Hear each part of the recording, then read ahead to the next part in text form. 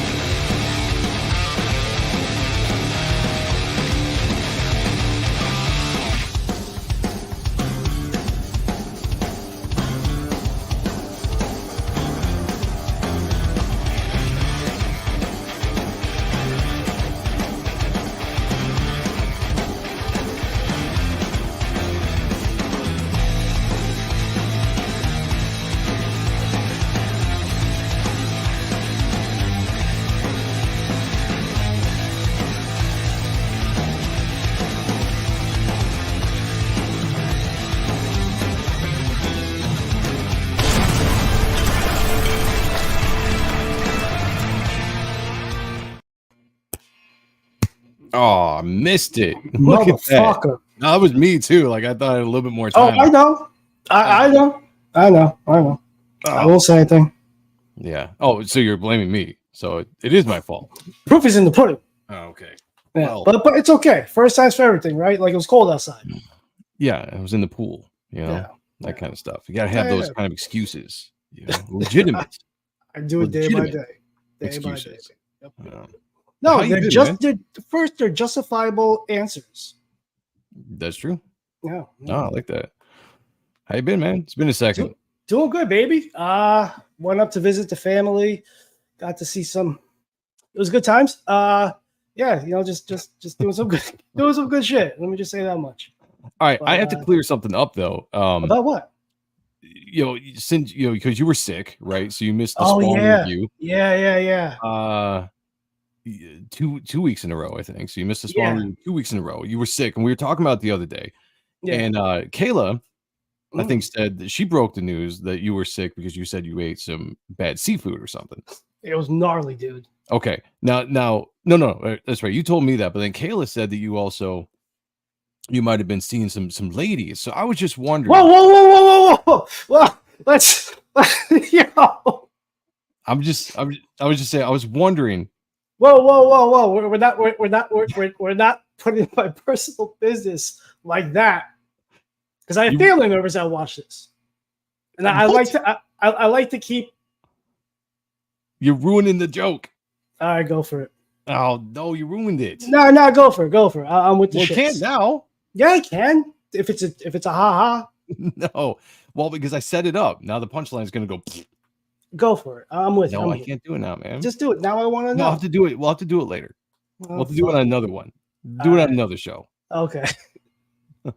You had me worried, man. I was like, yo. No, I had a legitimate joke. I've been waiting all week for this. I was like, when Sean gets back, I got this punchline, man.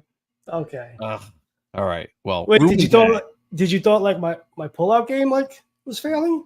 No, it was gonna be funny. It was gonna be good. Alright. You were gonna get Alright. it. I was gonna make you laugh, and then All right. I was a little worried. I got Yeah. family members. I watch No, this. come on, dude. Well, shout out to Sean's family that is watching. Yeah. Good to What's see up, you Aunt guys. Thank you for Petunia? the support. Yeah, again. No, we are back. Here it is, Thursday. I know this show has been kind of erratic lately, but you know, it's awesome to get on and have some really good guests on who we have on tonight. So let's see. whoever's watching, wherever you're at, shout out, share the show. Let everybody know you're live. We got Mark Penguin, which was the first in the chat and in our hearts. Says DD Black Armor was a great read. It was. Facts. That is 100% facts. Duck Bacon, member of the channel, is in the house. We got YSA. By the way, Duck Bacon, YSA, both very, very good artists. Always glad to have you guys here. Says, hail guys, or hey guys, hail the chat, hail to you. Hail the Lores in the house as well. Great to see you. Loving the intro. Well, thank you. I like to put some time into it. You know, that's absolutely super. All right, let's get this thing rolling because we only have an hour and we have a special guest on besides our actual guest that you will all recognize here in a second. But it's Thursday night. I'm feeling good. Sean's killing my jokes, but welcome to art and stuff. 25 years in the business on a technicality. Like Norman, my skills are the baits. I might be a little dysfunctional, but I am functional in all the right proper places. I'm recklessly charismatic, editor extraordinaire, the Hispanic god on paper. I'm smoother than your days in Underoos, creator type 1, the only one except no duplicates. Oh, shit. I'm cooler than the gang, Jersey's finest, Sean Ahrendt. With me, as always, my brother and I. The very talented, the very sexy, the very distinguished, always narcissistic, but never vain. Staunch defender Rob Liefeld and Gina Carano, and a lover of all things 90s. Joseph Michael Sonntag, or Joe M Sonntag if you prefer, as the Pope likes to call me, JMS. Welcome to the show, and as always, what an awesome show we have for you guys tonight. Because, Sean, who do we have returning to the show with us? Oh, we got Dan Chichester coming back. We had such a wonderful time with him this past April, I believe, and this summer flew by so quick. And craziness. I'm just glad that we got him back on board so we can ask him more great questions so we could grow as storytellers ourselves. And this is going to be a fun romp. And we have the heart of us that kind of keeps both of me and Joey on track somehow, our very own Kayla. All right, let's bring him up here. We got Dan first. Dan, my friend, welcome back to the show. How's it going? Thank you. It is going so well. And I got to know if you practice in front of the mirrors to get those intros right. Because, sometimes, yes. I'm not going to lie. You're just going to get it right. But I had such a great time with you guys last time. And it's so much fun. I know it's going to be fun to be back. So thank you for the invite. Oh, absolutely. And it's my birthday. So happy birthday. My birthday with you. I've got my birthday libation. I've had my birthday cake. It is it's a great day. That's what I'm talking about. I will have to do a birthday shot for you. There you go. In the show. I would, and maybe we'll have it out for you. I would. Maybe we'll have our next guest here sing you a happy birthday if she's ready. Got a voice. Kayla. Nope. I'm here. I was just laughing so hard in the back. And you've got a nice shot with Chris Claremont. All good things. Oh, yes. I love him.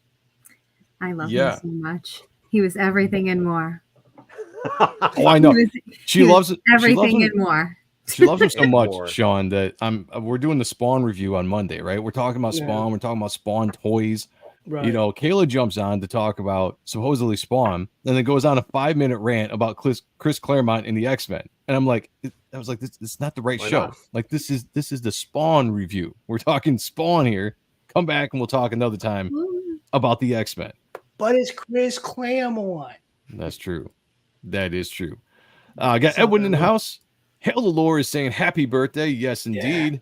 Drop those cakes. Drop those cakes in the chat. Repairman Jack is in the house as well. Great to see you guys. Thanks for being here. Wherever you guys are watching, please share it out. Let people know we're live. We're going to have a really interesting conversation. And this is what we're going to talk about, amongst other things, because I know Kayla does have some questions diving deep. But I do want to talk about the perfect comic book. Now, we've talked a bunch of times. Now, here it really is a running joke on this show. It's become more of like a gag here. It does spawn from some kind of truth that I like art in comics more than the story. As a fan, that's what I'm here for. I'm an artist. I follow artists. Doesn't mean I don't like the story in itself, but somehow, you put that post out there on Twitter or X, and the comprehension of reading is not there. People don't seem to understand the finer points of what I say. So anyway, I do think story is important, but I was like, this is going to be a great topic because we have Dan here, and we also have Queen Kayla EC. I can never say that right. That's what Khaleesi, whatever. Hey, see, reading, Joe. Yeah. Well, so we bounce it out, right? We got two artists. We had to bounce it out with two writer editors here. But we want to talk about the perfect comic because I think we do all agree that the perfect comic is one of story and art. When you marry the two, you have a really, really great combo for what is the medium of comic book storytelling. So with that being said, that is the topic we want to talk about. Sean, do you want to kick this off with anything? I am going to say hey to the chat real quick in the chat. Well, like you, I'm kind of dumb and like I can't read because I'm dyslexic like you. So I just look at the pictures. Yes. No, but all seriousness, being dyslexic, reading comic books helped me with my dyslexia. My teachers brought that up to my parents when I was a kid. And sidetracking that, the whole story, it's got to be the art. And I don't really concentrate too much on the words because I look at the pretty pictures like Joey. So I do like pictures. Well, I mean, a perfect story is what engages you. What brings you into it, and make you feel like you're there with the characters. Like I could look at a Jack Kirby comic, and I'm on that voyage with them.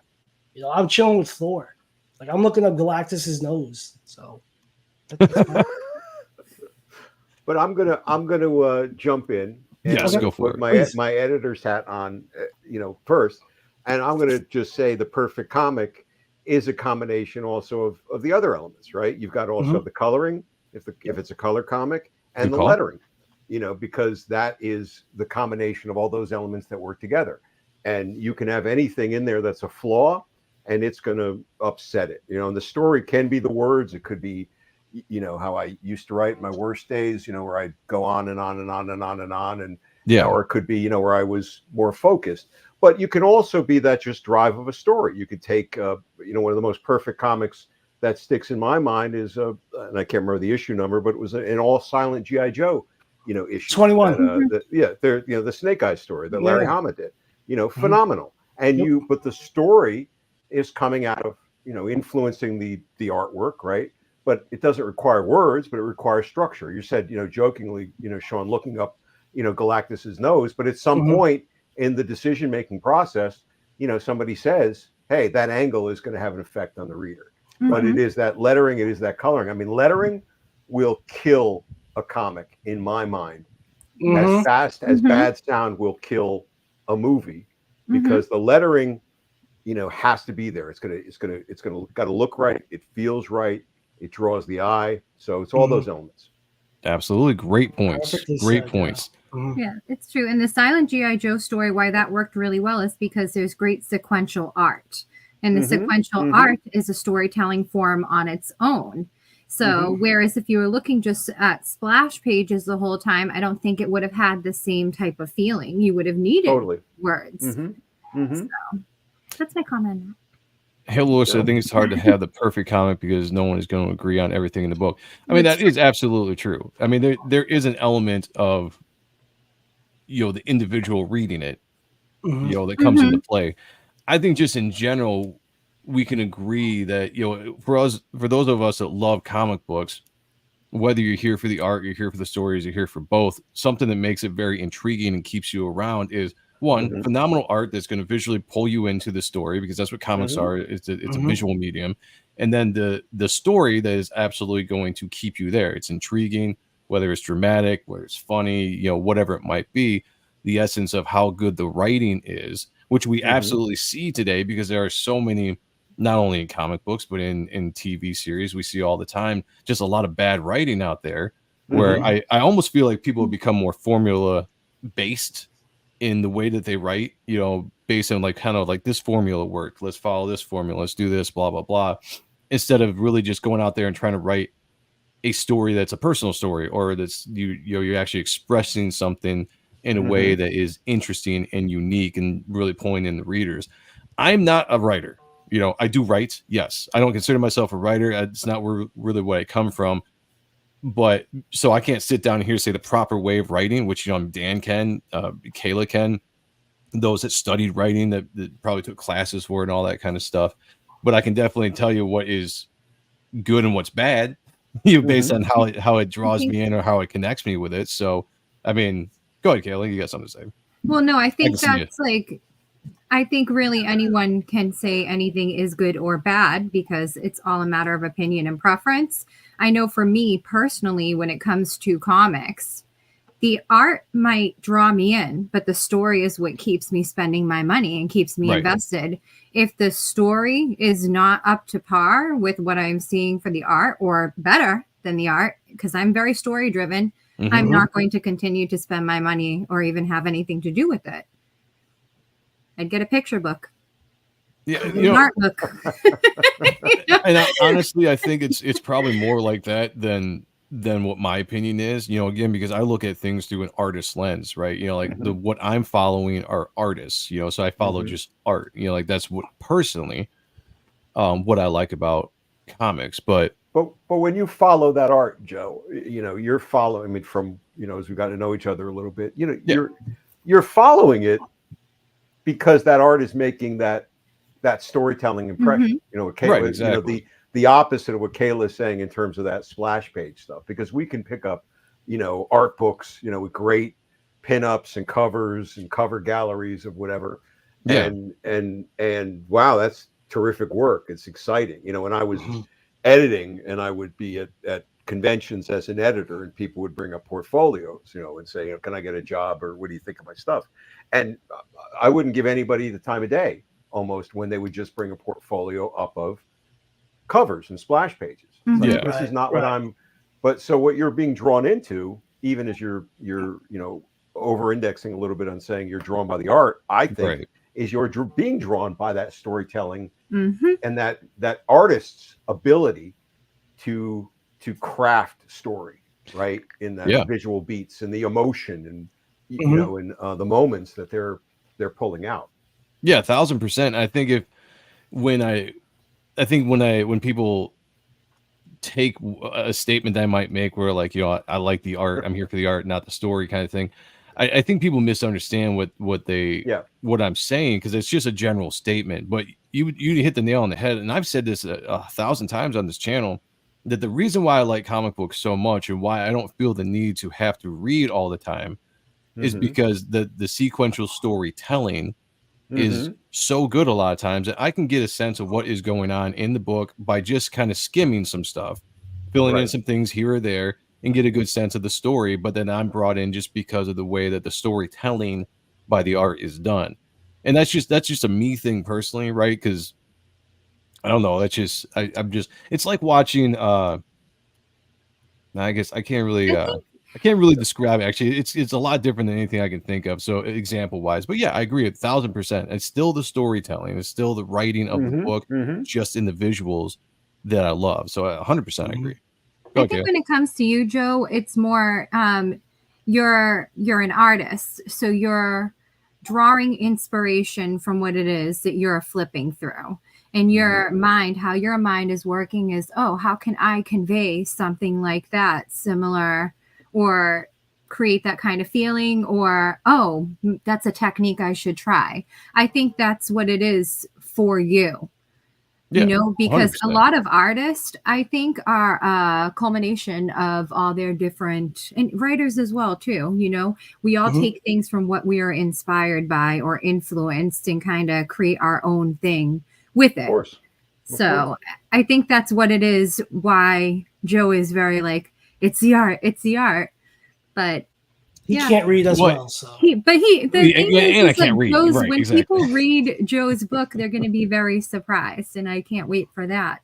Because for someone that says the comments that he says, although he's just talking about where he likes to spend his money and what he enjoys about comics, it's in no way the reflection of his project and his creation.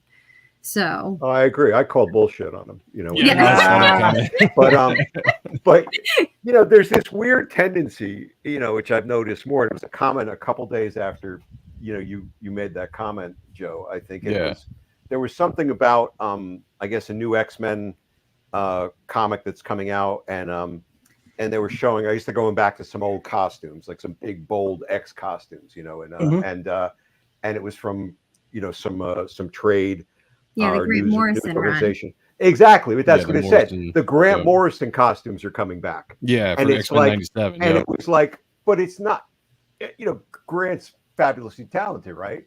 Grant didn't design those costumes. I'm pretty No, sure. Right. but people remember his story. True. But it's the there's this sense that there has to be a separation between the writer and then the sense that the writer is the author, quote unquote, of it. There's this, and there's a lot of superstar writers right now, right? There's a lot of well-known writers, I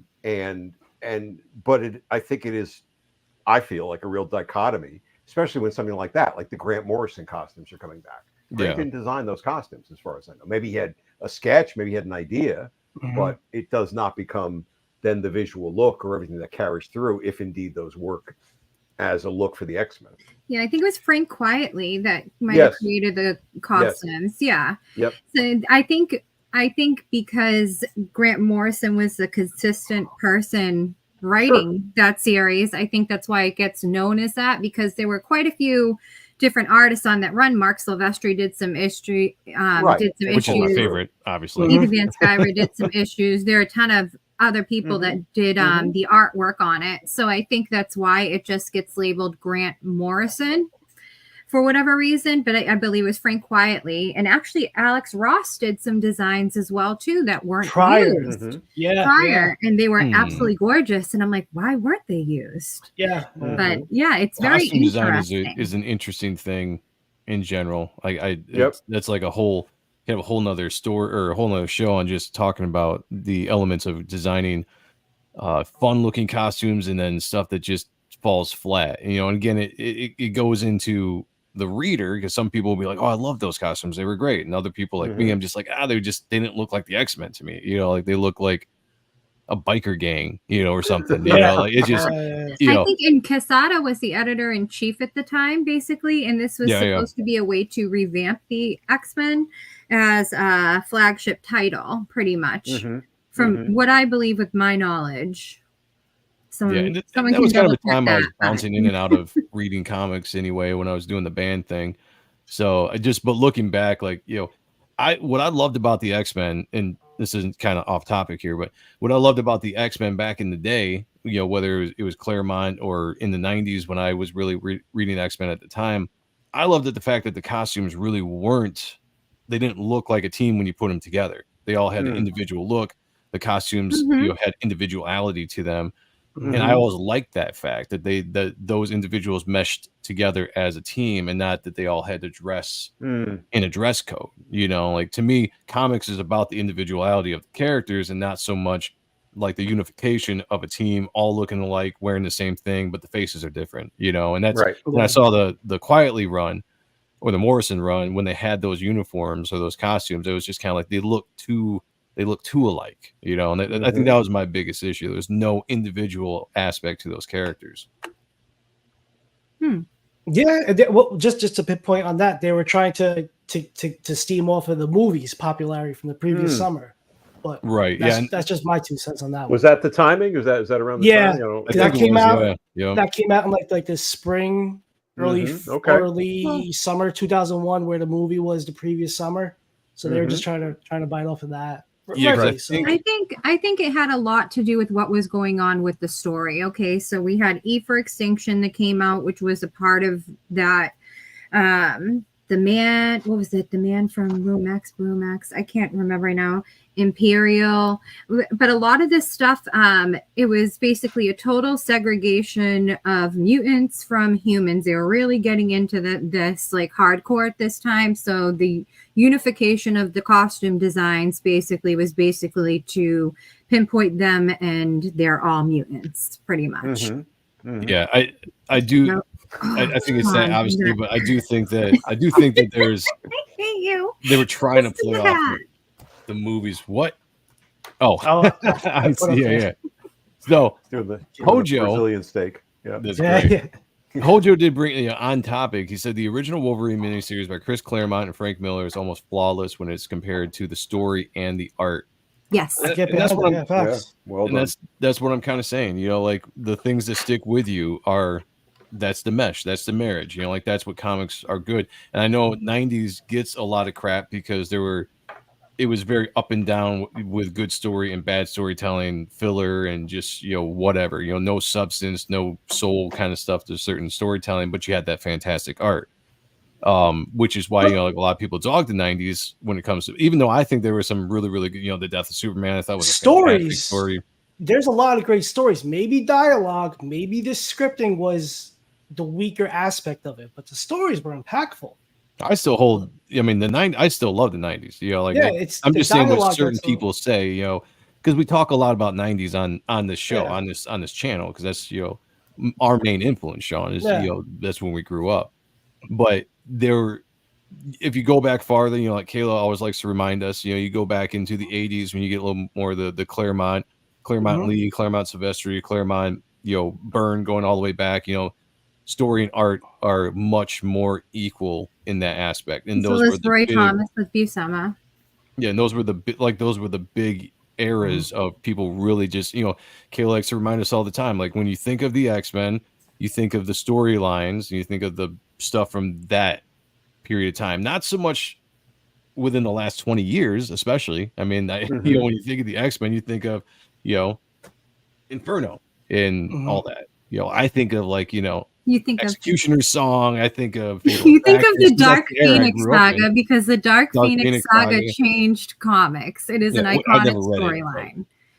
And a lot of it's always going to become where do you come in, right? That's exactly the influence of certain things, and that becomes the seminal thing for people, and that story may mean nothing to you, but if I come in on this particular issue of X-Men or Cap or Green Lantern or whatever it is, that becomes a hugely, influential thing. That first issue, that first storyline, if it's good, right. Is going to be the hook that everyone's going to have burned into their heads. Oh, it's 1,000% true. I mean, Kayla and I were having a conversation earlier today, and that was we were kind of talking about a similar subject, and that was kind of my thought process. It depends on what area you grew up in when you started reading comics. Because when I started reading in the 90s, I knew comics existed before then, but I wasn't really going back and reading stuff from the 80s and 70s and so on. I was fixated in the stuff that I was reading at the time. So that's the stuff that resonates with me when I think about it. And even though I've gone back and I've checked out some of the storylines, I can't say I've read everything, because I'm just not the biggest reader in the world. But even though I've gone back and looked at stuff, like the things that hold my heart are the things that pulled me into comic books in the first place and gave me that excitement. That's the stuff that resonates still to this day. Yeah, it's a lot of it is personal preference, even if it's aesthetically better written. Sure, but I also think it's the perspective of the creative team, too, and how they bring things in. I mean, I'll shift all the attention onto me for 1 second, but go for it. It's your show. Shout out to Mark for bringing up Black Armor. Thank you. But one of my favorite Black Armor reviews, was Chichester did the impossible. He had me falling in love with an era of Daredevil I absolutely hated. True. It's true. Yeah, but it is true. My ability to come back at that now is demonstrably different, and teamed with Netho, no ding on Scott McDaniel, obviously, but that ability to approach it differently than I did then, but the same material, right? The same world and toys to work with, allowed me to find something different, which then allowed somebody else to enter into that world with more enthusiasm, right? So that's something. Creative teams can come in and upend things. Think of Alan Moore and Steve Bissett, John Toddleben, on Swamp Thing, right? Swamp Thing was if you guys are familiar with, with that, that was a Z-list character, ready for cancellation. Do whatever you want, guys. We're canceling this book in eight issues or whatever it is. The way they decided to come at that was so different than what had been done before, yet still honoring what was there. Right. But, suddenly it flips it on its head and it becomes, an amazing, perfect, mix, lightning in a bottle, is that moment.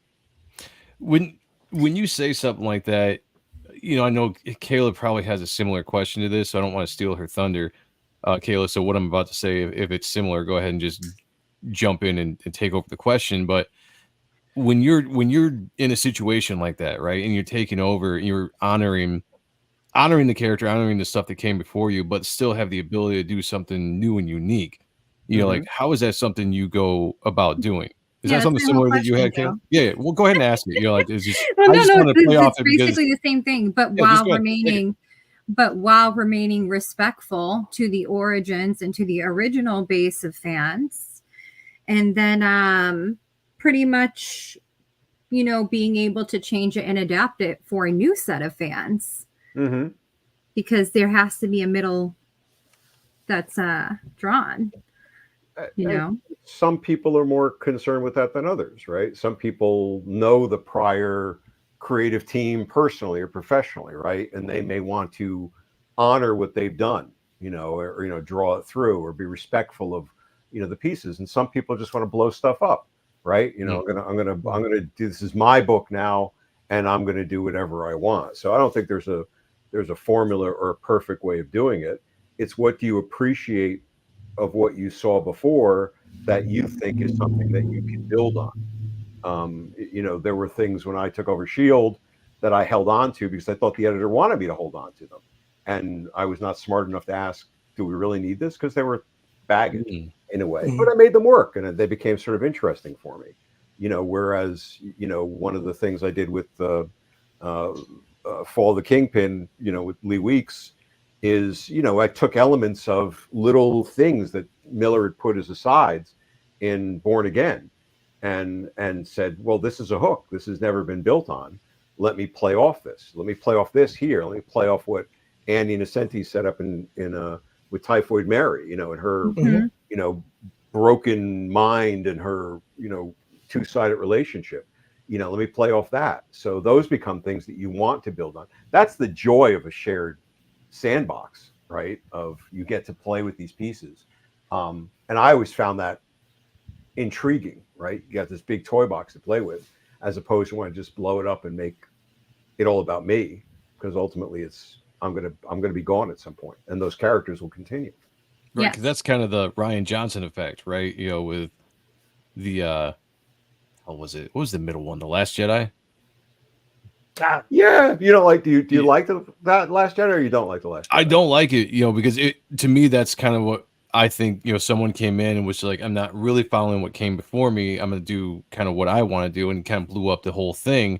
And I don't know behind the scenes stuff. So it might have been planned all along, but it was such a divisive film because it threw like it took the expectations completely away, right? Like the story that was all being set up and built in the Force Awakens, and then you get to the next one where you've got some of this excitement. And I remember too, because I was extremely excited. A bunch of my friends got together. We were theorizing for 2 years what was going to happen, you know, and we go to the theater and we watch it, and it was just like this completely different feel. The movie was like it almost in left field, you know, and to me that felt like somebody that kind of came along was like, I see what you guys are doing. I'm going to do my own thing because it's what I want to do, you know, and it just felt so completely different than what Force Awakens was or what they were kind of rebooting it to set it up to be.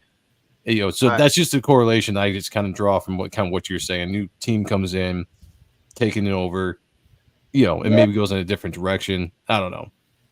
I was trying to think of a better example for me. I like The Last Jedi because I like what we're going in different. I think I think that whole franchise is a total mess.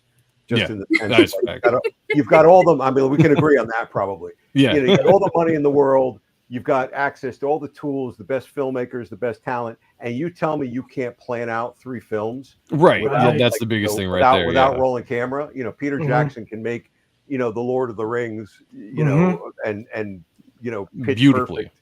Yeah. And this thing, you're making it up as you go along. I'm sorry, you know. Right. And that's what it felt like. That's my point. Like, that's what it felt like. But it feels like to everybody. Like, you know, like the classic is like somehow, you know, Palpatine returned. Yeah. Okay, great. You know, right. Yeah. And we go into that whole thing. Yeah. You know, somehow I'm going to go to the restroom for the next hour because I can't sit here anymore. I think that's where story is important. And getting it right ahead of time. I mean, you know, who knows how this new Superman thing is going to play out, but I mean, I just saw some thing by you know, James Gunn, who was in some article, and he's saying, yeah, we're done shooting. You know, we didn't start shooting until we had the script. We're done shooting a year ahead of the film so they can work on the effects and they can get everything right, and we don't start until we know what's going to go on with it. Right. Which, like, doesn't that make sense? Like, if you're going to make a new trilogy of Star Wars movies, you know, wouldn't you like sort of plot it along the way and know what the beats are and not just go here and there? And it's madness, you know. Shout out to we got members of the channel. Rick Saylor is in the house. Member Comics Mate is in the house. Dean, great to see you guys. Just want to give the members a shout out while you're all here. Go ahead, Kayla. No, I was going to ask. So, Dan, when you came in, didn't I believe, if my information is correct and my memory serves me correct? Better get this right. This is the whole. This is the whole Don't thing. make us look bad. Don't make us look bad. When you came in and started working in comics, didn't you assist for Jim Shooter? Or did you assist for him at some time or work with him? I was the assistant to I was the assistant to Jim Shooter's assistant. So Lynn Cohen was Jim Shooter's executive admin, but you know, technically his assistant. And I was Lynn's assistant. So that was my first job in comics and Marvel. Nice. And so that was everything, right? That was running around. You know, Jim would say, I want a stuffed turkey for Al Milgram, you know, like, go get me, find me a toy stuffed turkey, you know. And, you know, there's no internet, so I have to go running around the streets in Europe looking for a toy stuffed turkey. Or, you know, here's 100 pages of a Bernie Wrightson graphic novel, and they're all out of order. You got to put them in order and make sure all the lettering is in alignment and that kind of crazy stuff. So it was a bunch of stuff, you know, in that way. But that taught me a lot, because I would sit outside Jim Shooter's office. Yeah, that's what I was wondering. For Jim, and I got to listen to Jim, you know, talk to editors and writers, and you kind of absorb stuff, you know, just from that. A lot of stuff. That's awesome. Yeah. That's great. Yeah, I was wondering. I always feel that whether people love him or hate him, that his editorial choices were pretty damn good. He knew what to do with the story. When I look back at some of the stuff that I've read that he's edited. So I felt that would be very interesting. I can imagine some of the conversations you've heard. Yeah, and some you probably can't, but yeah, and I think that's the mark of any really good editor, you know. And you know, and I had a twofer. I mean, I went from sitting outside Jim Shooter's office to working directly for and with Archie Goodwin, you know. And that, you know, when I was in that, my real editorial schooling was being the assistant editor and then one of the editors in the Epic Comics department. And Archie was, you know, the cream of the crop, and in terms of storytelling, appreciation of art, understanding of art, and also the fact that everybody wanted to work with Archie, right? And the fact that everybody wanted to work with Archie meant that everybody came, you know, to see Archie. So therefore, then you meet a lot more people, and you get they're not talking to me directly, but I'm learning by observing how he handles them and how he draws things out and their response, you know, to what he's giving them back. That's a fantastic way to learn, is observing what other people are doing in those contexts, even if you don't agree with it all the time. Do you think there's like a big problem with editorial nowadays, like as an editor, like with some of this stuff? I don't know that many. You know, I'm not inside the game in that way, right? You know, I've heard different things, you know, that it's very committeeized, and, you know, the decisions are made here. You know, my limited exposure in modern comics was like this Daredevil Black Armor, you know, series on sale now. And it sells. And that was exactly. And that was terrific. You know, C.V. Sobalski couldn't have been nicer. You know, Devin Lewis, you know, Tom Groneman, you know, the editorial team, all their feedback was spot on. Yes, that will make it better. Yes, that will make it better. Oh, we ran into a problem where we can't use that character anymore at the last minute. Here's a suggestion how to fix it, or my suggestions. Let's build on it. Like, I couldn't have had a better experience. Now that's my world. Other people may have had horrible experiences, and and you're gonna learn by going through certain instances of that. I was gonna ask when as far as like the going back to the subject of the show real quick. So you as a writer, I'm sure you've got a great story, right? Like, you've got this great story, you're gonna tell it. You don't always have choices with the artists that you get to work with. So now we're talking about the marrying of the art with the story and everything. Right. What do you do when you run into an artist that maybe isn't kind of achieving what you want to do? Like, how do you correct that to make sure that it still all meshes well? Or is it just kind of something where you're like, I just can do my part and then it's up to editing? I mean, if you have a relationship with the artist to some extent, you talk to that person, right? And you say, I don't think this is quite working, and here's why, and you try to make some adjustments, around it, and you, why did they make that decision? Netho and I had a couple of choice moments, in there where he thought breaking a page down in a different way was going to work better, and I trusted him, implicitly. Obviously, the results speak for themselves. But I gave him some feedback, and I said, "Here's why I think this is the better way to do it." And in a couple of those instances, he said, "Yeah, okay, I see where you're coming from." Not to make me happy, but it was a thoughtful exchange. Right. If you don't have the relationship, and maybe you have a better relationship with the editorial, I would speak to the editor. Maybe it was a fill-in artist or like a new artist on something, and you're like saying, "Listen, we're trying to do this. This guy doesn't know it." We did a fill-in issue on Daredevil after maybe Lee had left. I can't remember where the sequence was, but they brought in an artist who did not know Daredevil at all. So I wrote a scene where, like, Daredevil's going to land on the cab. He's going to reach in. He's going to, drag the driver out, something like that. And so suddenly the pages come back. I don't know why editorial didn't stop this. They weren't paying attention either. This guy had Daredevil ripping the whole cab door off like he's the Hulk. And then, just, so he just thought, a superhero is a superhero is a superhero. And in that instance, we were like, time out, dudes. This can't work.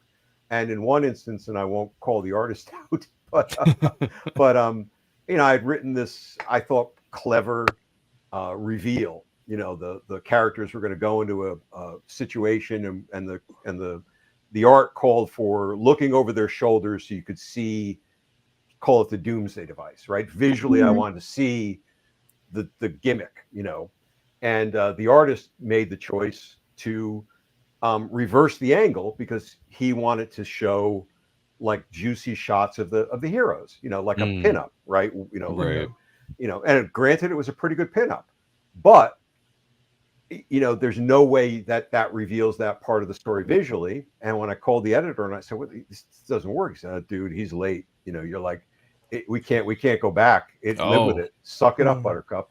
And so I had to write this awful dialogue of character one. My God, do you see what I see? Yes, I see what you see. And here it is. And here's all this shitty exposition, right? Describing what's going on. And then who looks like the idiot? This guy, right? But you pulled it off though. Like I don't know. I did my best, but Did that? Go ahead, Kayla. No, did that like change the way that you script after that, or? No, I mean, it was an instance. I've been so lucky with the artists I've worked with. I've worked with so many top tier artists, well beyond the folks that probably I had any right to work with. So I mean, that's not like that's a one instance of it. Didn't change the way I approach things. That was like a one-off, and it was a situation where the book had changed editorial offices several times, and nobody was really keeping very good track of it. So by the time the final editor got it, he was like, "I just got to get this out." I got to imagine that working the monthly, schedule like you guys did, that was probably kind of hard. You get to a point, like I said, where it's like, we don't have any time to really do this. We have to roll with it. With that being said, how far ahead in that run when you guys were doing that did you stay ahead of the monthly schedule? Because I know, like, we follow Brett Booth, we follow like the new Spawn, and he's like 4 issues ahead. Yeah, that he's drawing like 3 to 4 issues ahead. It was the ideal. And then you've got, if you're if you're editorially smart, you've got one issue. You got an inventory fill-in issue in the drawer. well, they don't have them in the drawer anymore, on the hard drive, right? You know, yeah, ready to go, right? You know, schedule blows up, somebody gets sick, somebody gets in an accident, whatever happens, you know, you're ready to kind of keep it moving. Okay. But we would try to be that the idea was 3 to 4 months, you know, and sometimes that went awry, but that was what you aim for. I got a question. Do you have anyone like that was quote unquote in the drawer that never saw the light of day that you're like, oh, that would have been awesome to see print? Oh my God. Never came to fruition.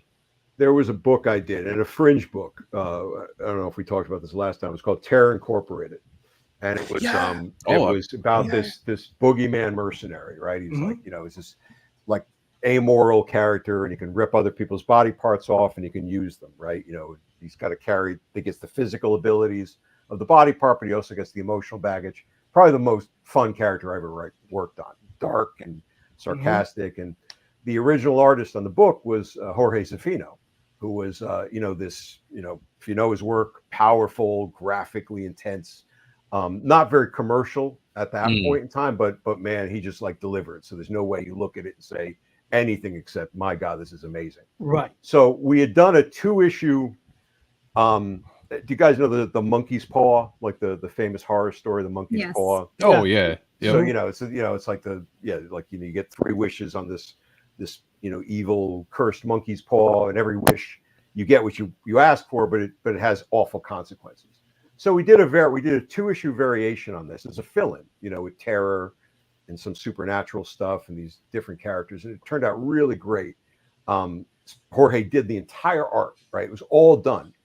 And then Marvel blew up, right? In the 96, 97, you know, huge layoffs and whatever. Oh, okay. Yeah. Those 2 issues vanished. Right? They were sitting in that editor's office, Mark McLaurin's office, and Mark was laid off. And I went into the office to try to rescue it. And, you know, saying, I got to get this back, send it back to Jorge, make sure like that something happens with this. Gone. Somebody walked off with them. Somebody threw them out. And that was like a heartbreak. There was also a what if story I was working on with Mark Nelson at the time. Mark Nelson, the guy who did the original Aliens comic and many other fabulous artists. And we had done this Doctor Strange, Nick Fury team up where S.H.I.E.L.D. was a supernatural agency run by Strange, and Nick Fury worked for Doctor Strange. And Mark had done about half the book, and there's a helicarrier. If you go on Mark's Facebook page, or I'll find it, some of the art, maybe send it to you guys. But he did like a helicarrier, but it was like, you know, a dragon's castle in the sky. You know, instead of like Quinjets, you've got dragons flying. I mean, it's amazing, off the hook. And that I found. Good. And I made sure that got back to Mark, you know. Yeah, those 2 sort of were like in the drawer stories that would have been great to see something happen with them. Wow, great question, man. That was good. I see Kayla chomping at the bit. No, I think that you should revisit both of those stories, and if you get them out there today, if you could. I mean, because I know definitely. I mean, I work at a shop, and I can tell you not all of the storylines, but a lot of the storylines that basically were what ifs have become pretty much a current running story in continuity of some sort. But the story that you talk about Nick Fury and Doctor Strange and everything, I think that would be fire, like an excellent story. It just in general, and that would probably be a good seller that would have pretty cool appeal, and that would be a great book to like even release if it was a one shot around Halloween time.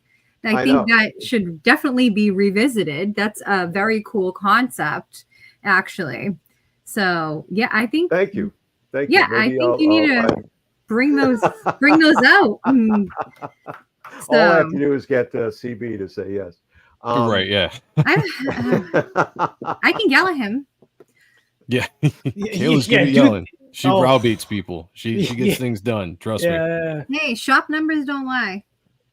Sheldon Martin, member of the channel, did ask. He's like, "Can you turn that Terror Inc. story in to be just to be redrawn.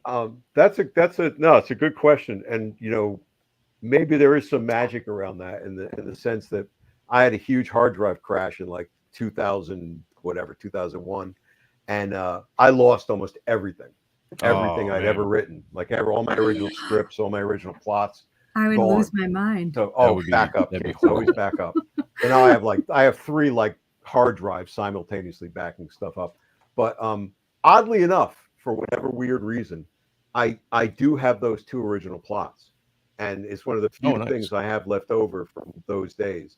And it would be kind of cool to sort of see that drawn by somebody who got the character. But if Jorge's work, it was just that's the real heartache of that one. Is that gotcha? Yeah, the visual. Like, man, that guy just delivered on every cylinder all the time. So it would be interesting to see what somebody else does with it, but he had definitely made the magic happen. I think it's interesting with writers, right? I can't remember who we've had some guests on the show, creators before that worked for Marvel or DC or whatever, and pitched stories that never got picked up, right? Were rejected and whatnot. And we often say, like, it surprises me that more creators don't say, like, that story was a good story. I really believed in it. I can't do it here in DC with these characters or Marvel with these characters, but I can take that story and make my own version of it and write it. I'm surprised that more writers actually don't, or creators in general, don't do that now, especially with the indie scene, crowdfunding the way it is, to just be like, this is such a great story. It never was going to see the light of day. I'm going to rewrite it. Kind of like, did Frank Miller do something like that with a Batman story where he did like a version of that after Holy Terror? He did. Yeah. So he kind of did like a similar with a Batman-esque character. Right. I'm surprised that more writers don't do that. Do you think you would ever do that with a story that maybe got turned down in the past? You're like, this is just really good. I've been percolating on it for all this years. Like, let's tell it just with different characters. Absolutely. And there's no reason you can't, it's just a matter of then, how do you get it moving, right? How do you find an artist? How do you finance it? What do you do with it? The beauty, right, of working again in the toy box and with established publisher is they're going to pick up, certain things, right? True, Neither of those stories I just described were dependent necessarily on the Marvel universe. I mean, I could do a story about a magical based world where there's an organization like a spy organization that is based on magical powers, and there's a guy who doesn't believe in magic who has to be recruited into it, because Fury in the story was the Luddite, if you will, right? He was the one who would never do magic, even though everybody else used magic, but Strange, for whatever this mission was, had to pull him in because he's of course the right guy at the right time. Now you could take all those names off and you could tell that story differently, right? But certainly part of at least the magic of what Mark Nelson was doing at that time was also he was playing with conceits and bending them, right? Having that helicarrier as a supernatural castle, right? That's geek fodder, right? That's nerd fodder. Of like, oh my god, it's the helicarrier, except it's like it's powered by dragons and stuff. Yeah. And so you could do that, but then you start to think about your own original ideas, and you may just be off in an entirely different place and onto something altogether new. Yeah, no, I get it. That makes sense. Absolutely. That's how Liefeld and Kirkman's Killraven story. It's never come out, but it was Rob had a pitch for Commandy, and DC was like, no, and Jeff Loeb was like to Quesada and Rob at the convention. He's like, hey Rob, tell Joe about your Commandy story, and they just like reworked it, retooled it to be the future Avengers and Killraven and what it was supposed to be, and that's never going to come out because of whatever reason. But that's a damn shame. But yeah, I like that. Well, that brings me to a question. Go for it. That I want to. Green hat. Let's go. That's a. Because I love you. I love it. We love you. It brings me to the question of, what do you think is an iconic story? Like, what do you think makes a story an iconic story in a comic book? You talking about, do Or you yeah, as like a single issue, or like, you know, a story arc? It could be an arc, a single issue. It can be what you feel is an iconic story. Any of the above. You know, I think it's something that has just, there are moments, and this applies to any story, right? It applies to a movie, it applies to, you know, a comic, but I think in you know, but we'll focus within comics. You know, I think there's indelible moments of action and dialogue and import, you know, that feels like the character has advanced in some way.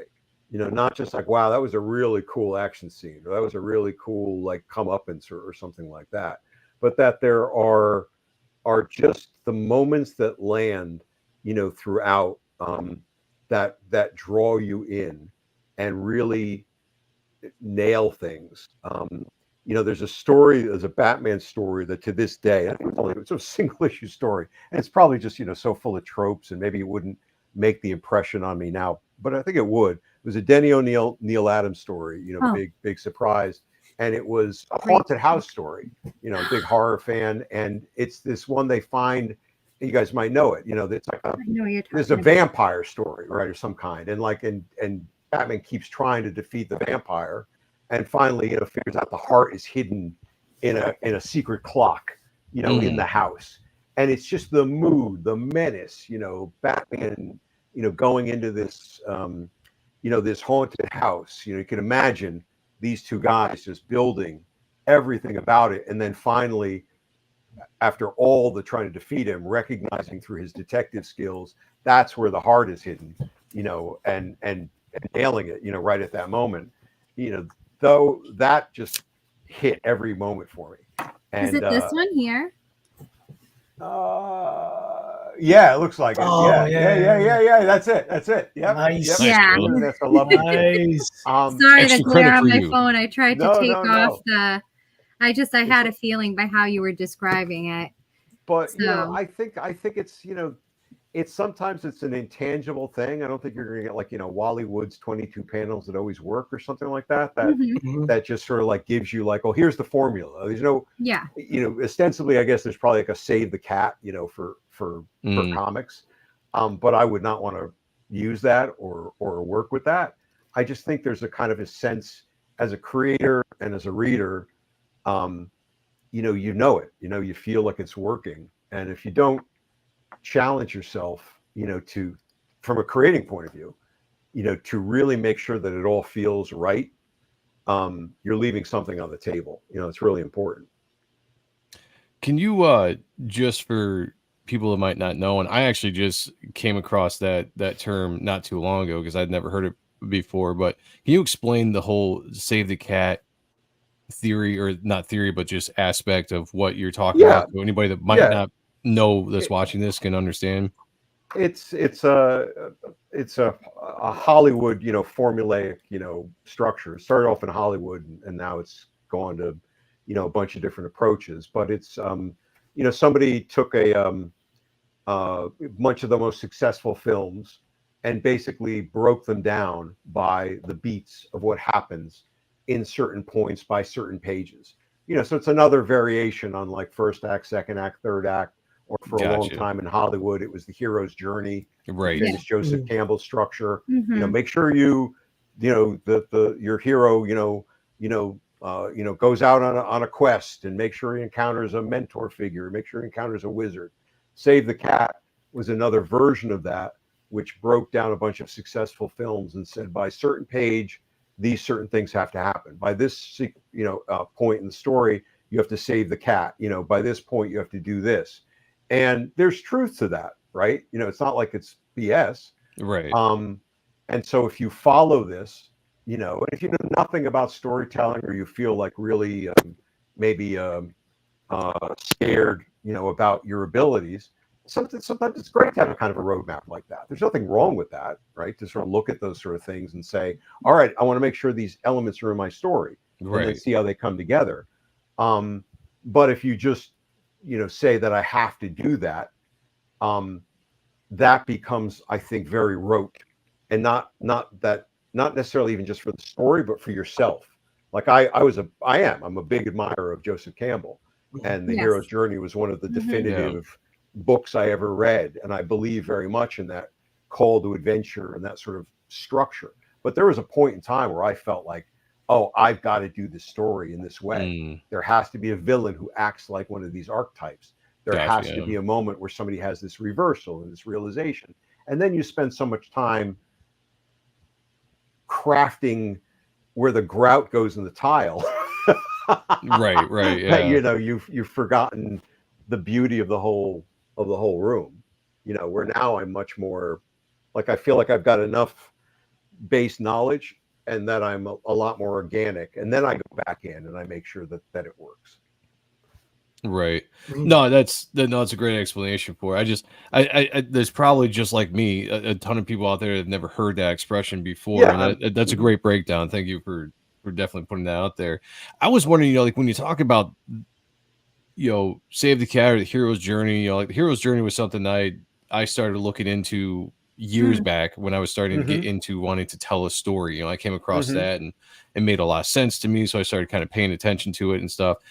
Do you think that, you know, today's writing seems to me to be like all over the place? And there's some really good writers. Don't get me wrong. There's really good writers, whether you're in comics, you're in movies, TV series, all that kind of stuff. But then there is just like this chunk that I see in comics that when I do read, because, you know, I do read every once in a while, but when I do read, you know, sometimes I'm just like, I don't know what story they're trying to tell.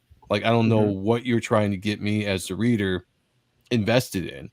And I wonder, like, do you see that maybe breaking so much from a formula like that as a big issue? Or do you think like this, I don't know, do you have a thought on the way that things are kind of written today, which doesn't seem very comic booky, if my question makes any sense at all? Like there's a sense of what comic books feel like when you read it.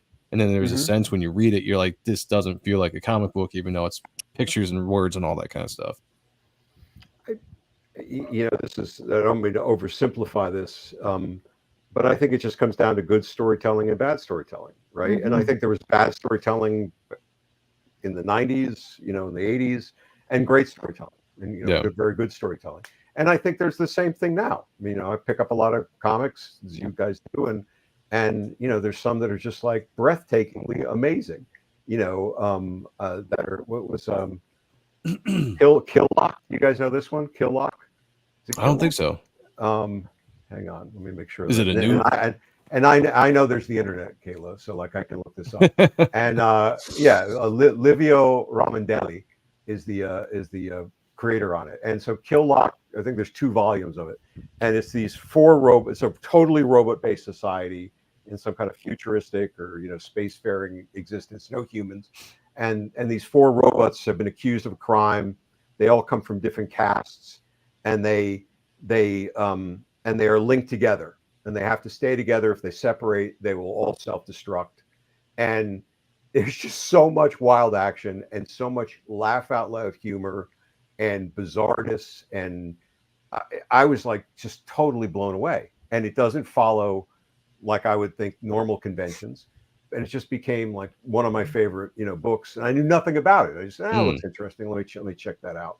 You know, but then there'll be a bunch of stuff, you know, I got a big Punisher kick, you know, recently, you know, where I wrote this little 8-page, 10-page Punisher story they asked me to do with Daredevil, you know, as a follow-up to Black Armor. And it was a lot of fun. And then I was like, I really like doing the Punisher when I'd done it before. I'm going to see what was going on with the Punisher.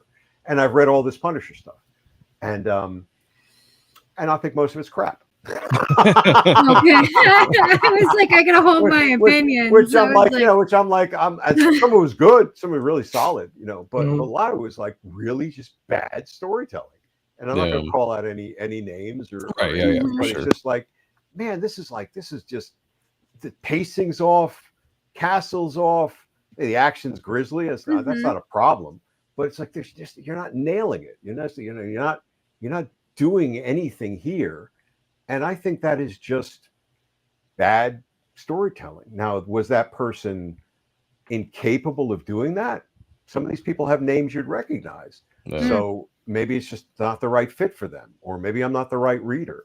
But I think it's just And sometimes it's the matter of the schedule, right? If you're doing a lot of work, or you're on a monthly book, maybe it becomes hard. It does become harder to like maintain the level of quality.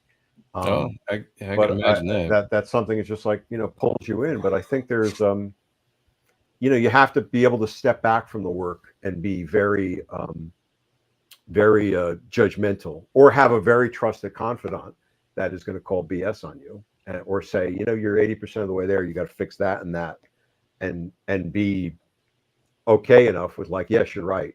That's what I need to do. Right. Yeah. The biggest thing I hear, I hear from Kayla a lot too, because she reads a lot more than I do. It's just, the quality of a lot of the writing has kind of gone down in comics. And I didn't know if that's just because people get, far away from, the essence of what the character is, and maybe they're not telling the story to, the character isn't represented anymore, or the struggle of the character is just, I don't want to call any writers either, but there was, some popular books that were taken over by writers that just seemed to tank the excitement for those popular books over the last, I don't know how many years, and a lot of it was because they didn't handle the character correctly, or they did something that took the audience completely out of it. And I didn't know if that was just kind of like maybe a modern way that maybe some of the newer, younger writers or whatever coming in, just different approaches to things, getting away from like a tried and true way of handling, character development and story building and all that kind of stuff.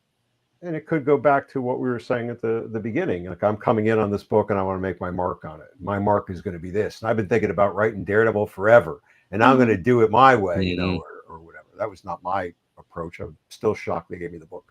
But but that's why I like reading, books like that Kill Lock book. Sometimes you pick up a book that is in an established world, right? So you bring a lot of baggage to it as well, right? You bring an expectation of what the Punisher should be, and so therefore, it throws it off. So I think sometimes there, thank you, Apex. But sometimes there is a beauty, in discovering some of this new stuff, and I think some of the new stuff is extraordinarily well written.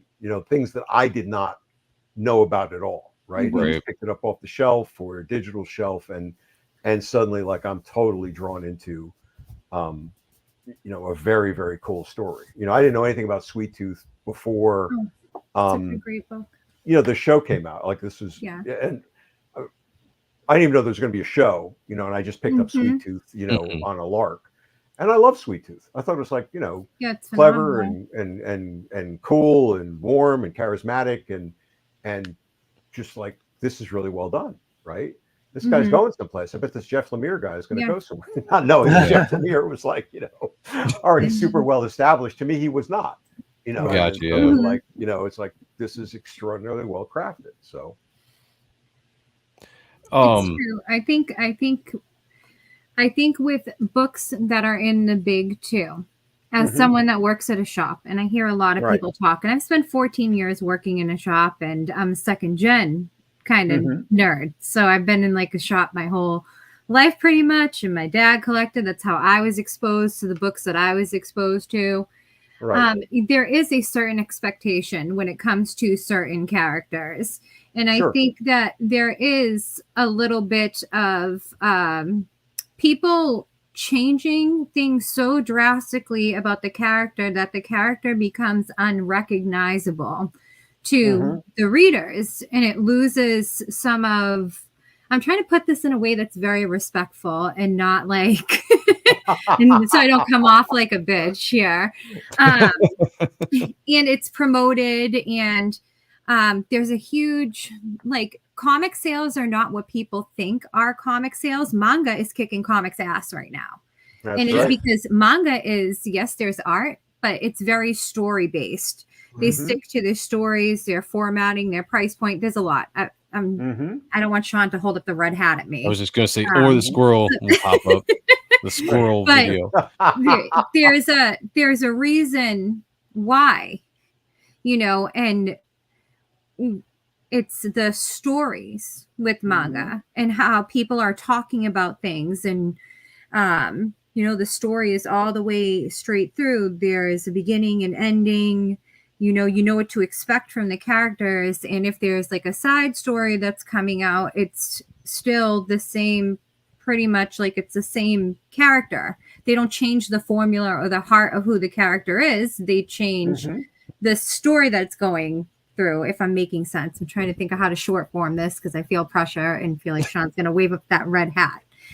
Now you gave them right.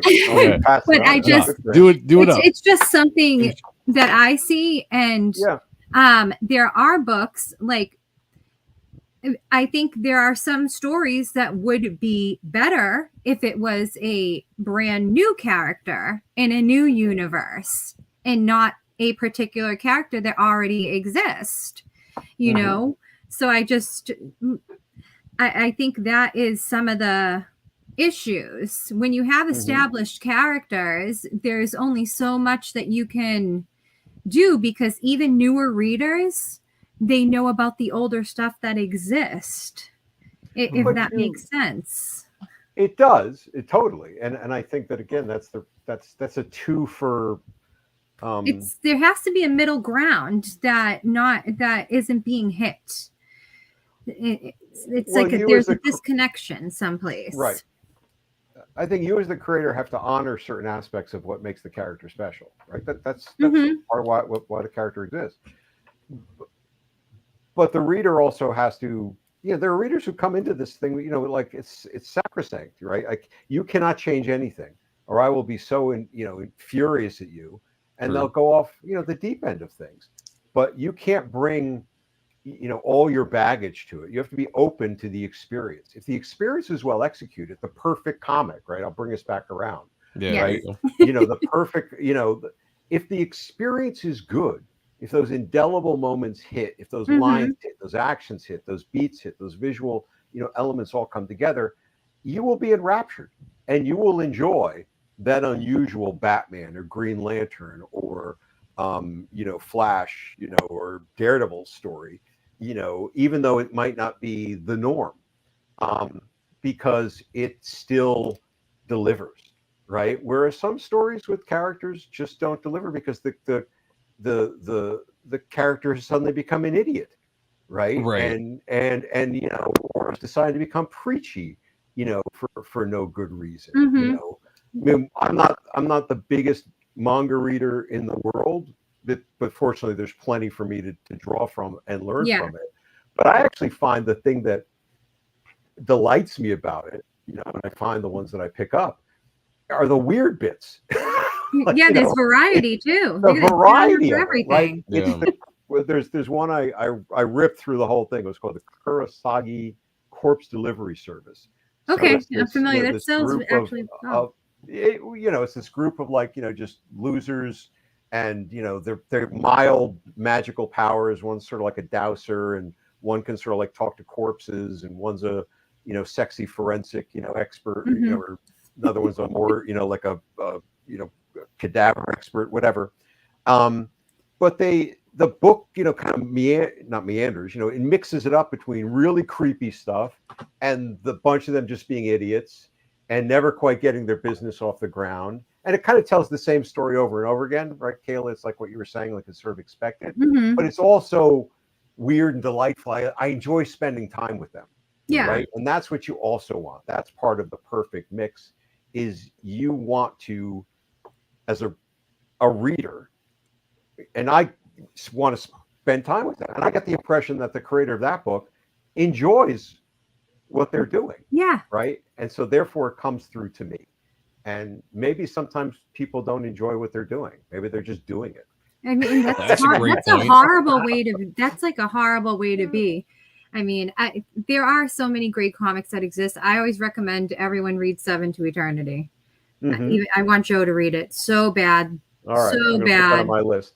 It's an incredible book. I've heard lots of people say, besides Kayla, I've heard lots of people say great things about it. Everyone I've recommended it to has loved it. I haven't read it yet, but everyone has loved it. It is basically, it does start out like what your hero's journey would be, but then I won't spoil. Yeah, so we don't have to go. It's a must read. All right. I had a question and I forgot, but I did. I got a question. I see Henry in here, and then guys, we're probably going to end this here pretty soon here. But this was an interesting question. It said, Mr. Chichester, a full script describes the story panel for panel. What does a Marvel method plot story look like, page to page? Which do you like and why? I have seen Marvel style plots written as horribly as page 1 to 7 they fight. That's how I write. Page 8 and then something else, and it's totally left to the artist, right, what to do.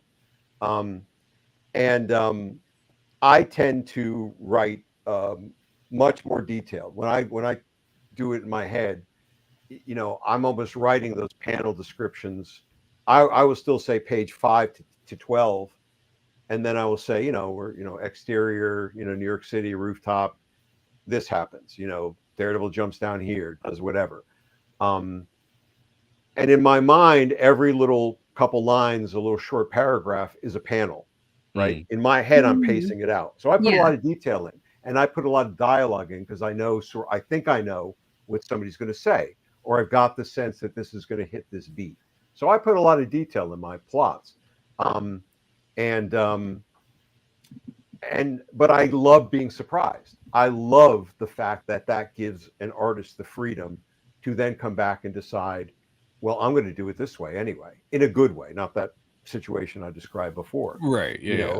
Again, Netho Diaz on Black Armor, I would pace out something and say, okay, this is 5 panels. Netho would come back with 12 panels because he's an insane beast, it's like, man, do whatever you want. Go and make it happen.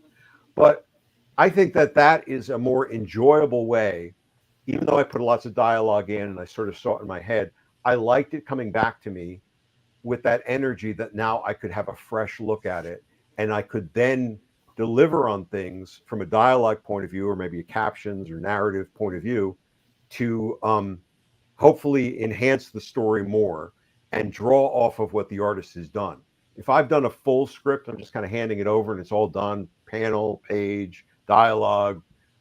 It feels very separate to me, right? Like, and yes, it gives the artist a great guideline, but I like the energy. I like that collaboration, that chance to kind of get back in there and rediscover something that artist has helped me find, or maybe just simply discover something that art partner has helped me find that I didn't know was there before. There's a scene in that Daredevil story where Daredevil, Matt Murdock, gets the shit beaten out of him. I know, huge shocker, right? And he's down, and it's the lowest point, and I knew the words that he was going to speak, right? I'd written those into the plot, but when Netho's art came back, even though it's exactly that, right, the way it looked and the energy he sort of brought to it inspired something entirely new and much, much better, I think, based on that, because I had a chance to kind of now experience it anew when I saw it that way. And if I'd never done that, if I just put that all into the plot, and I'm sorry, script, I would never have had the chance to make that better. So that's why I particularly enjoy that way of doing things. I honestly think that's one of the best ways because of what you described, because there's freedom on both ends. You inspire each other. And again, going back to the perfect comic, it's, the relationship between artist and writer and artist, when it works that well, when you got, with you and Netho and stuff, and it just, you inspire each other, you're going to get the best from each other. And that's going to show up in the pages, and the reader is going to experience that as well, yes. Which is, when I started reading Black Armor, the first thing I read the first issue, and the first thing I did is I hit Sean up. I was like, dude, if you haven't read this, you got to check this out. Like, it's everything we love. It's got like this 90s feel to it. I like, the story was great. Like the beats were, it was a lot different than a lot of stuff that we normally complain about with other books, just, no offense to any writers out there, but in order to get my attention and Sean's attention, Sean reads a little bit more than I do, but to get our attention to something that's really fun like that, it's got to be something like that. And you could tell that, when you read that book, you could tell that you guys enjoyed what you were doing, and you were definitely inspired by it, and you produced some great stuff, and like to me, that is, the perfect comic right there, The connection. Nice. Yeah. And I like how you segued that right back around. You put a bow on that end of that show. Look at that right there. That's professional podcasting right there, everybody. I will wrap up the chat though with this. Joe from Hail to Lore said Joe would like the manga Chainsaw Man. His motivation is boobs, and he turns into a chainsaw monster. It's rad. I think I would like that. You're absolutely right. You know me very, very well. Okay, let me get this one because it kind of plays off this, and this will be the last question, guys, and we got to wrap up the show.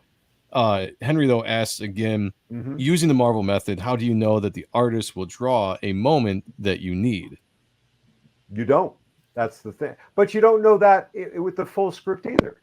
I mean, you as I said, when I do the Marvel method or, plot style, I kind of detail out, even though it doesn't say panel 1, panel 2, panel 3, panel 4, I've sort of broken it up that way, right? I've written each paragraph sort of says that in the mind's eye. But if I do that in the script, it actually says page 1, panel 2, panel 3, splash page, whatever it is. I don't know the artist is going to do that. Right? The artist may come back with something totally different, and that's out of your control, right? Unless you own the book and you are paying the artist. But if I'm working for a publisher, it's a story I'm working on now for a publisher where it's looking good, but the artist has made some choices that are the feeling is much different. I had gone out of my way to describe something a lot grittier.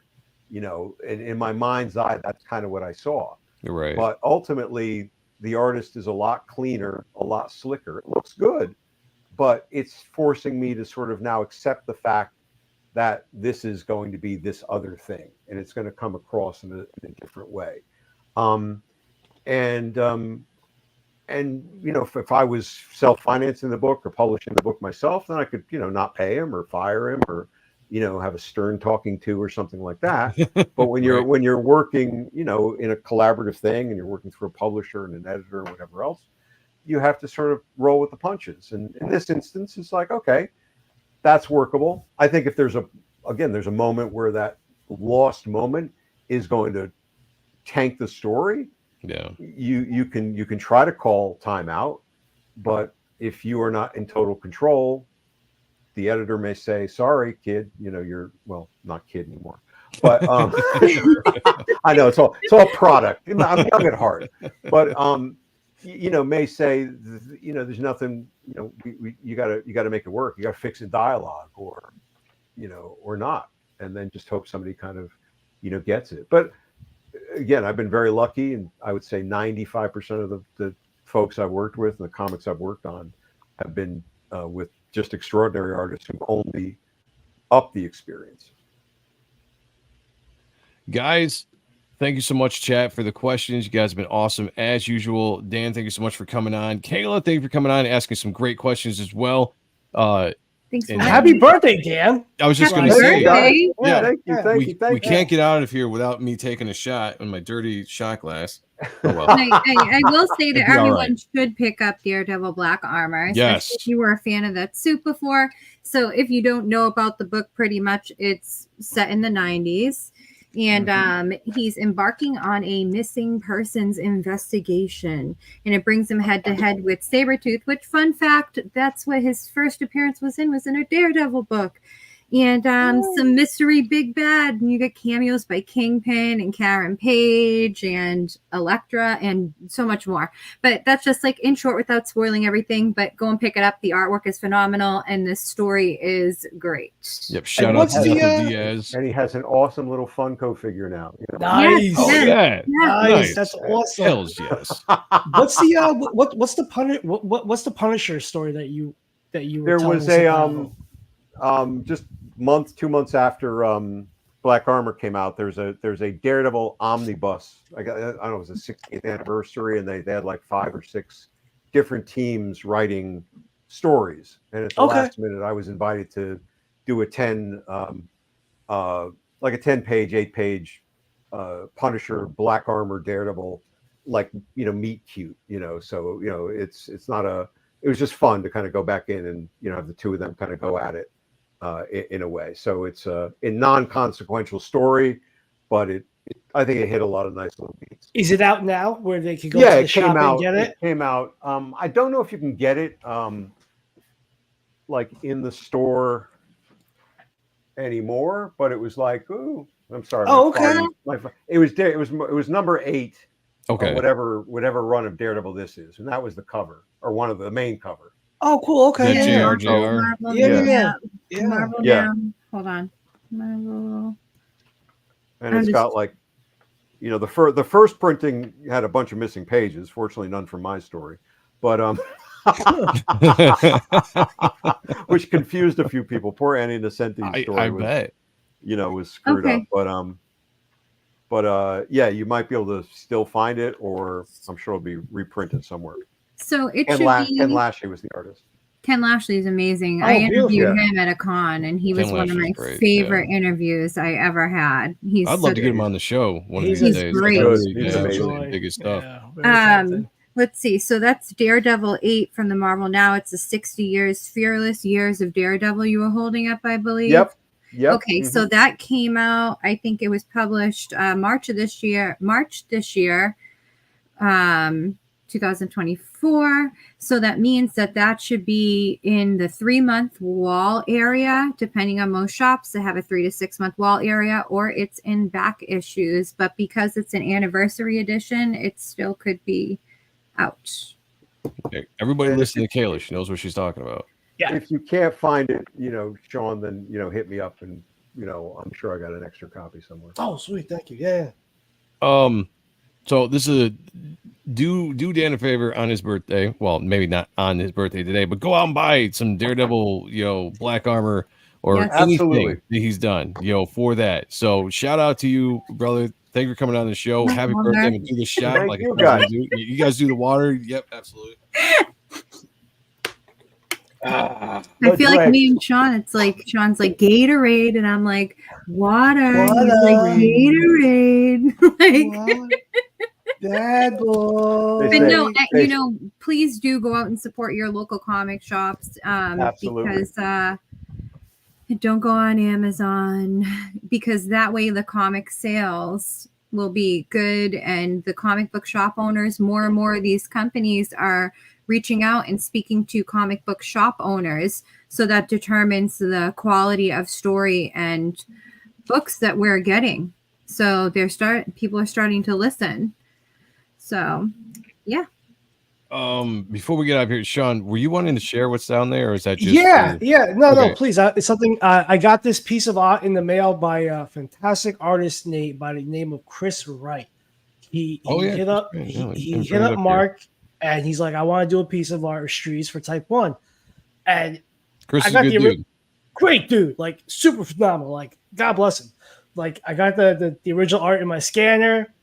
I sent it off to Dan Kemp. He's coloring it this weekend. I'll be showing it off next weekend on Art and Stuff. It'll be in Con Artist Volume 3, The Art of Type 1. You can get that on the Ultimate One tier on the campaign.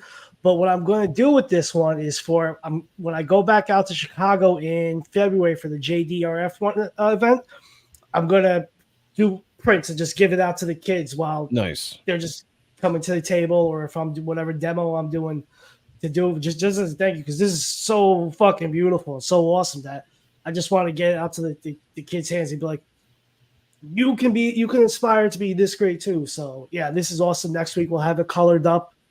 And then I'll debut it then. But it was just a real treat coming back from. I've been on the road the past few weeks at like seeing it. I'm like, oh my god, this is so great. Yeah. Thank you, cool. Thank you so much, Chris. It's an honor. Chris, you rock, very very talented people draw your creation. So thank you for that. Absolutely.